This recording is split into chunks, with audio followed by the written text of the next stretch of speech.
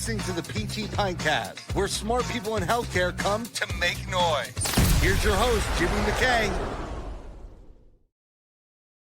All right, big thanks to SaRA Health, the remote care platform helping clinics boost revenue without having to add staff, keeping it simple. They automate daily patient check-ins via text message, and that means no app. That means no login. I mean, say less if you get to that point. Just better outcomes. It's a simple way to actually meet those RTM requirements, improve follow-through, and actually get reimbursed for care between visits. You can care between visits and get paid for that. It's skilled. Easy to set up, simple to use, and patients love it. Visit them at SaRAHealth.com. It's SaRA without an H. Don't get confused. One H. SaRAHealth.com. Our guest today's been in the trenches, the boardroom, the NFL sidelines. He's helped build one of the largest PT networks in the country, worked with elite athletes, and mentored generations of clinicians. And now, after 5 decades in the game, he's got opinions about where this thing is headed and how do we thrive in it, right? We didn't show up to come in last, right? We want to thrive. From co-founding professional physical therapy to overseeing health, performance, and innovation in pro sports, this guy's career is like a roadmap, but like nobody else's. Rob joins the show right now. Rob, welcome to the program. I appreciate it. Thank you. I appreciate you having me. I don't even know where to start. Like your LinkedIn profile, like gave me whiplash a little bit, just reading all the different things that you've done. How do you explain, like how do you wrap up a career like that into an explanation? I don't think an intro can do it justice. I just think, as you and I have had discussions, I just think you you work hard, you place efforts, and some decisions you'll make and some decisions will be made for you, Yeah. And, we spoke a little bit before. I used to be the head strength and conditioning coach at St. John's University with Coach Lou Conaseca. And those of you who are young, I know Coach Conaseca. He's a Hall of Fame basketball coach, won 3 out of every 4 games he coached. Wow. And I asked him once, and I pretty much thought I had the obvious answer, but I just wanted his opinion. I said, Coach, what's more important to winning a basketball game, the coaching or the players? Okay. And he didn't answer me right away. He just looked at me, paused, and said, 60% players, 30% coaching, and 10% luck. Yeah. But you make your own luck. Sure. And that kind of stuck with me. And so I think you make your own luck, and that helps develop the pathways of your career. Yeah, luck favors the people who actually show up, right? Opportunity plus preparation. When you say work hard, what does it mean in 2026? Like, what is it, and is it different than it was in 2006 or 1986? I think working hard has always been working hard. I think, we've spoken a little bit before. What's new isn't always new, right? There's some consistency of what was old. Communication, right? You have to be able to communicate. That's always been, a founding, entity of success. Just things like that. That has never changed. And so I think situations change, but I think work effort doesn't change with regards to a definition, just the application may change, so to speak, based on the situation presented, right? So Agreed.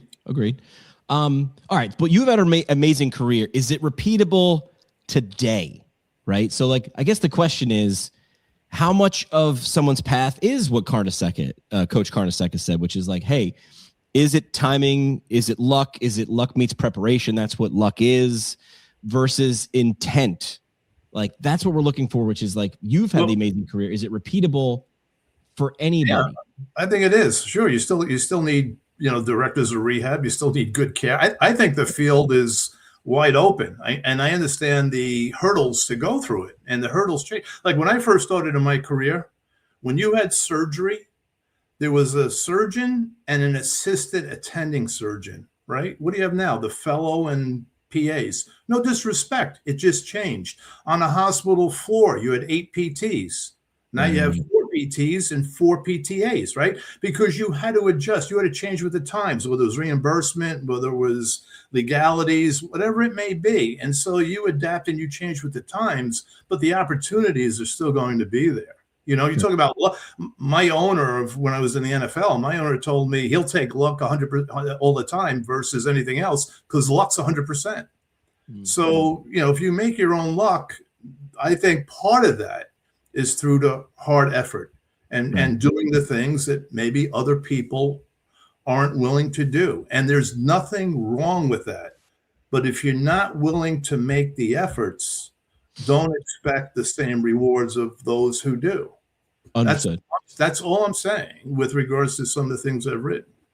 Is there a point where you could reassess mid-game and say, the juice isn't worth the squeeze? I'm putting more effort, I'm providing more opportunity and more hard work, but the ROI is lower. We interviewed Larry Benz just a couple days ago, and he's done the math. I'm not going to question his math unless I use AI because I can't. But he said right now we're at a 0.69. You put $1 in, you get 69 cents out in terms of education and cost, and then salary. Well, is there? We're talking about two different things now. I'm talking about his career. You're talking about running a business. Those are two different things, even though they meet, right? Because they meet. Because in a business, you can only when the expense line crosses the income line, you're out of business, right? Correct. And so there is definitive limitations on what you can do and the monies you have and the decisions you make on how you're going to spend those monies. So with regards to the PT's career, I think there are limitations on ROI. What are some examples of those limitations? One is when you're one of the better people in the organization and you're very dependable, everybody's going to go to you with the tasks at hand, right? The harder one too. Right. So you may be asked to do more work than other people because you're more dependable. Now, are you compensated and are you treated fairly for doing that extra work? And if you're not, that's not right. So then maybe I would advise you to look for employment elsewhere or opportunity elsewhere. If you are, then you have to decide, is the benefits I'm getting from working harder than everybody else worth it? So, if you're not getting those benefits, no, then the ROI wasn't worth it, right? You're just getting someone who's being overwhelmed with work and not rewarded for that. Right. I was taught this early in my career. There were some jobs around the radio station that were necessary, that weren't as fun. I was excited to be in the building. So I was like, I don't care what you got. You need a toilet cleaned, whatever you need. And I learned the breaking dishes theory, which was we asked some people who had some experience to do some of these things that needed to be done. And they would do them, but out of malicious compliance. They do them poorly on purpose so that someone would have to redo them so that then they'd stop asking that person in the first place. Sure. Sort of a negative feedback loop. Sure. And you don't want to be that person. But then the flip side is we've heard if you're good at your job, you get rewarded with more work, which is a hard pill to swallow. But I think you give good advice, which is you have to ask yourself if what is happening is okay. And if it isn't, you got to move. So let's take the same scenarios. You're an attorney and you've just graduated law school and you've joined a firm and you desire to become a partner. Who's more likely to become a partner in that law firm? The person who's overwhelmed with work and is successfully producing with the wealth work assigned to them, or the person who is continually, purposely doing things incorrectly so they don't get more work. Right. So again, don't complain if you don't receive the rewards for your efforts. Now, if you don't think you're treated fairly for the effort you're making, then to stay there time to make a decision for a long period of time and nothing changed, shame on you, right? Yeah. So, that's when I was introduced to the sunk cost fallacy. I'd never heard of that before. And it really was, well, you've done so, you've been here for X long, or you've invested. And what you should look at is, well, what is the other side of that? I could have stayed in radio past 2010, but I looked ahead 5, 10, 15, 20 years. And I said, I don't like the way that returns, not even just monetarily. For me, it was turning into something I wouldn't have signed up that day knowing what it looked like a year from then. That's when I did the math and decided to leave. And two things that I'll point out to you that I've experienced, all right, both personally and as an imposition of authority, if you want to use that term. One is, don't be surprised when you give your resignation, as that's when all the rewards are offered. Right. Because they don't want to lose you, right? Right. So, like, where were you before it came to this point? Correct. And then again, you have to decide at that point in time, okay, I'll stay, or no, it's too late. I've got a better offer, I'll go. right? Yep. The other thing is when an organization or a team or an entity over time becomes very successful, often the people that have contributed to that success, their contributions are acknowledged, but oftentimes people think their contributions carry more weight or have more value than in reality they did. And that's an other side of that coin conversation. You sometimes have to say that, yes, you got X because this is what you're deserving for these reasons. You didn't get Y, even though you think you deserve Y, Right. again, for these reasons. So there's both sides of that coin as well. Yep. Yeah, I've learned, or I was smart enough to read books by smart people. Chris Voss was an FBI hostage negotiator, and he outlines, listen, if someone's speaking to you in logic and you're speaking back in emotion, you will never see eye to eye. You're speaking English, but you're speaking two different languages there. So you have to make sure you both understand the conversation that you're having, or there's misalignment, and nothing is worse than that. Imagine someone working 10 years and assuming that what they were doing was X, when in reality it was valued at Y the whole time.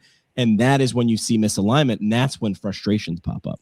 Yeah, 100%. And if someone, listen, I would put some of that responsibility on their supervisor, because the supervisors, in my mind, are responsible for clarity, right? But what was your line before? It might not be my fault, but it's still my problem. It's not my fault, but it's my problem. So you own a physical therapy, Larry, right? You own a physical therapy business, and his biggest referring physician gets upset because an employee, a physical therapist, injured one of their patients or ruined a surgery. Larry didn't do that, but he's going to get called from the physician saying, I'm never sending you a patient again. Not my fault, but it's my problem. Yeah. Right. And so you address these things. Yeah. Some of the best advice I usually say is, before you point a finger, like, how could I have done this better? Or did I cause this? If you start there and you own it, even if it wasn't your fault, if you start there, probably a better chance of seeing a better resolution. Sure. Yeah. What do you think newer grads misunderstand about what it takes to succeed? Where's the misalignment? What advice? I mean, you've mentored people at all different levels. What are some of the common misconceptions? I think communication has to improve. Now and just so you know, as we're speaking, and I didn't have to do this, okay? I had to walk to school, but I have to walk to school 2 miles uphill and 4 feet of snow both ways, all right? And if I did, I wouldn't expect someone else to do that, because if you had a better way to do that, God bless you. Don't be the idiot, and choose the harder choice, right? So I think communication is not what it used to be in some ways. And I'll go back, and again, I don't mean to sound like, the older guy, but, today's day and age, like I have friends of mine, my children are a little older, but I have friends of mine whose kids are in high school. They ask a girl out on a date via text. They break up via text. There is something to having the courage to going up and possibly getting rejected.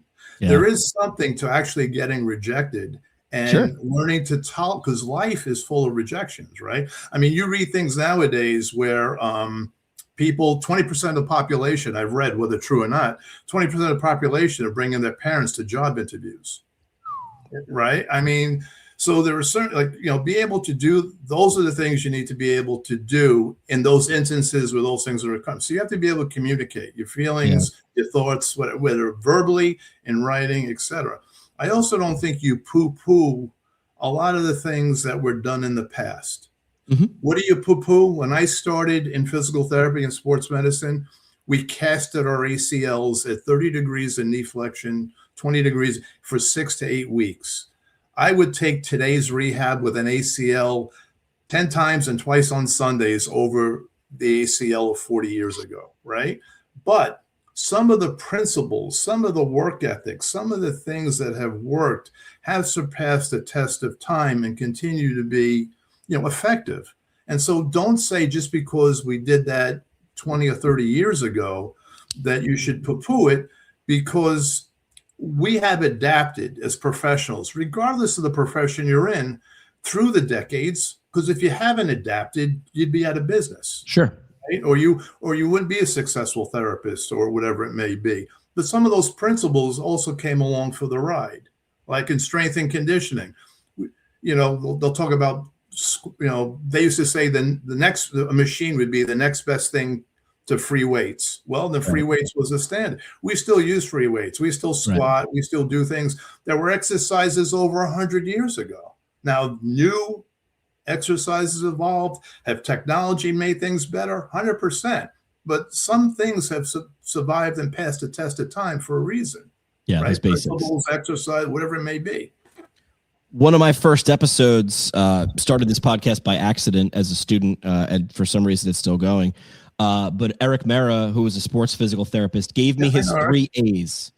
I want to see if you agree with his 3 A's. I said, it was halfway through PT school. I was thinking about sports, and I said, how do you be a great sports physical therapist? I was expecting some big fancy answer, and Eric went the other way, and I still remember this from 10 years ago. He said you need the 3 A's. You need to be available. Sports are a 24/7, 365 situation, especially athletes. This is their body, their livelihood, their future. So he said you got to be available, and you got to understand that. He said you got to be affable, meaning having a good you have to be, people have to want to be around you. These guys have a choice. They could pick from lots of people. If you're got an attitude, you ain't going to be there. And then the third one, it confused me even more. He said adequate. He said you need to know the basics well. You can figure out the other stuff. So he said available, affable, adequate. How'd Eric do? He did well. I agree with him. I think there's other things, but all right, so you have to be available. There goes your 40-hour work week. Right. Oh, yeah. Right? You got to know that going in. Yeah. You have to be, accepted by everyone. Communication. Yep. Right. And then the third one, if you don't have the basics, so we'll talk about physical qualities, because I'm not that bright a guy sometimes, right? So I like to make analogies, okay? Because it's easier. It's easier to explain yourself. The old saying, if you can explain it to a 6th grader, which I'm not insinuating you're a 6th grader, but then it's very easy, right? So when we talk about physical qualities, strength, power, speed, things like that, right? Well, strength is the ability to produce force. So if you can't produce force, how are you going to produce force quickly? Right. Right. So if you don't have the basics, whether it's knowledge and or clinical skills, if you don't understand that or know things, how are you going to progress it? So for instance, you see me doing an exercise and you like that. You don't know why I'm doing it, but you like it. And you start to do an exercise. Okay. And it works. And now your athlete has plateaued on that exercise. You want to progress the exercise. Well, if you don't know what the exercise is and what it does, how are you going to progress it? Right. So you need to know the basics. And Eric's right on that as well. Yep. Whether it's business, whether it's treating a patient, whether it's treating people, right? Courteous, whatever it may be. Yep. So you have to know the basics. Yep. You said PTs need to bring value in the organization. Yes. I say everybody, not just PTs, everyone. Sure. Right. I say understand what game you're playing. If you want more output, you got to understand which inputs lead to more output the most efficient way, right? Yep. How would you explain to a new grad right now who defines that value? What's the best way to get in alignment? Sounds like it's sports, not coach, but owner. What's the best way to do that? Well, value is evaluated by everyone, right? So as you go to a course, or you want to spend time with another therapist, was it worth the value of your time, right?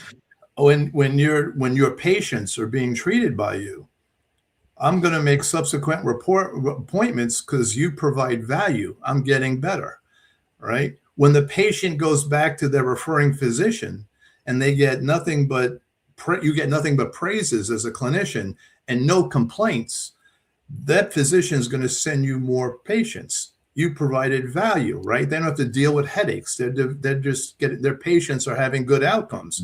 Right, now the patients are happy. They're sending you their families and friends. The doctors are happy. They talk about you. So they themselves, as well as their peers in the physician group, start sending you patients. And now the ownership says, well, wait a minute. You do your notes on time. You do what I ask. You have great outcomes, et cetera, et cetera, et cetera. I'm going to promote you. You deserve a raise. I'm going to make you a junior partner, whatever it is. And they see you as providing value. So providing value goes across the board, right? But it starts with yourself. If I want to provide value, what are the things that are necessary for me to accomplish so that I increase my worth, my value, as a general term, if you know what I'm saying? Yep. And that's what I mean when I say no one gets rewarded for not bringing value, right? Yep. If you can't get your notes on time, if your patients are always canceling, if the doctors are always complaining about you, not only are you not going to get any of the rewards, you're probably not going to have a job, right? So were there any things that you could spot on an interview? Professional physical therapy for, more than 2 decades, co-founder, CEO, CCO, you've pretty much done it all. Were there things you looked for? Was there a favorite interview question when you couldn't see them in the clinic, when you were trying to evaluate? Because that's a gamble. Like when you're hiring someone, that's a risk and you're hoping it pays off. Were there things that you looked for? Yeah, I would want to know what people's desires are, what their goals are. You ask them questions about, work ethic, things like that. They're always going to give you the right answers. Right. I mean, a couple of things that stand out, one of my co-founders, he used to like the question, if you were a twin, why should I hire you? And one time versus your twin. And one time the candidate looked at me and said, well, as a matter of fact, I am a twin, and this is why you should hire me. And then I've had a person where they pulled up their chair to the desk, leaned forward like this, and said to me, I need to know I need to know how I'm going to make partner. So I've had that end of it too. And you're not even hired yet and you're asking me how you're going to make partner. Right. So, everything in between. So I just think part of it is a gut feeling through experience. A lot of it is through the recommendations. As you know, the older you get, the smaller the world gets. That's true. And so the phone calls you make are probably maybe someone you sat next to in high school or in PT school or worked with, or speak at conferences with, or whatever, and they're going to be pretty honest with you with regards to the recommendation they made for this individual who's now a candidate for a position in your company. And so I put a lot on that as well. Yeah, there's a line, it's not what you know, it's who you know. And I say it's not what you know, it's not just who you know, it's what those people will say about it. What do they know about you? So just being known, that doesn't solve the problem, because that person's going to ask another question. Would you hire this person? In 6 months, am I going to be happy about this? That's what you want to understand, what that person knows about you. Yeah. Just being known. Listen, I think we're both in agreement here. Reimbursement will likely not improve. I would say act as if it's not going to improve. Great. Well, now what are you going to do about it? Pretend. And if it does, great. Pretend it's not. Where do you see the realistic levers of change? Where are the best levers to pull to get the most output in 2026 as we go forward? Well, Charlie Francis is a sprint coach, and I always go back to strength and conditioning and sports and stuff because I really like that, as well as I love therapy. Don't get me wrong. But I wish I spent more personal time with Charlie, but I got to know Charlie, and I'm very good friends with his protege, a guy named Derek Hansen. And Charlie's big thing, if you first met Charlie, he could frustrate you. We consulted together with another friend of mine now, Vermeil, with the NFL pro team for a while. And you'd ask Charlie a question, and he'd say, well, it depends. And all Charlie was saying was, I need more specifics, right? And so what I'm saying to you with reimbursements, it depends. So let's take a private practice, individual private practice. And I don't want to get into the politics of hospital versus corporate versus private practice. Everyone has its benefits. Everyone has its, disadvantages. Okay. So you go to a single private practice, they're trying to survive, right? They have a single, and they have to either decide, I'm going to take this rate or I'm not going to take this rate. I'm going to go at a network, right? And I'll make more money. And that may be true, but if out of network benefits end, if you want to get acquired, probably someone by a corporate entity or something, they're probably not going to take you because they want you to be in network. They don't want to take a chance on the other networks changing and all those types of things. So you survive that way.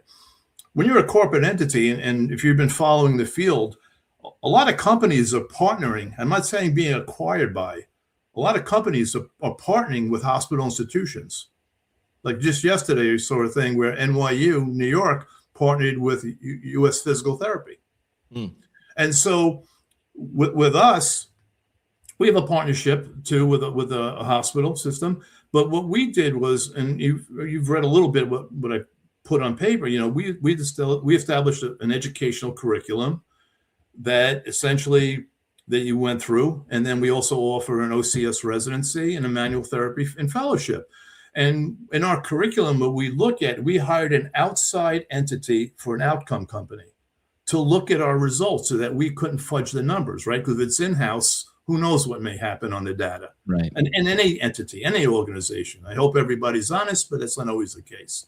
And so as our outcomes improved, right, and we covered the body, foot, ankle, up to the cervical spine.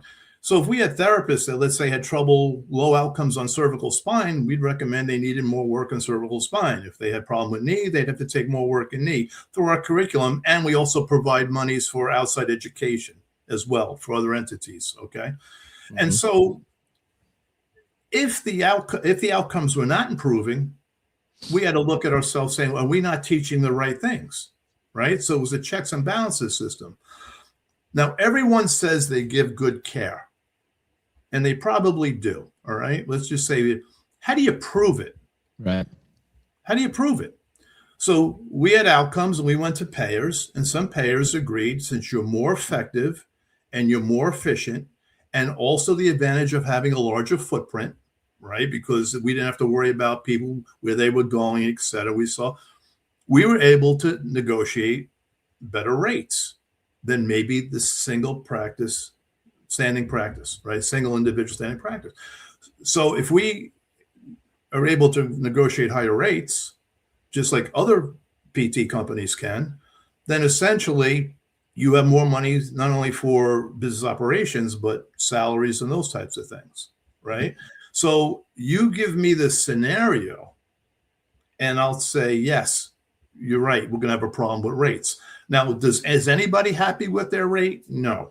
Yeah. Just some people, even parts of the country. Look at parts of the country. Workman's comp is paid unbelievably in certain parts of the country and terrible. Country and terrible in other parts of the country. Why is that? Why is it? So, it depends. It depends where you live, what's your situation, etc. Now, generally, yes, I agree with you. Rates are not going to go up. Right.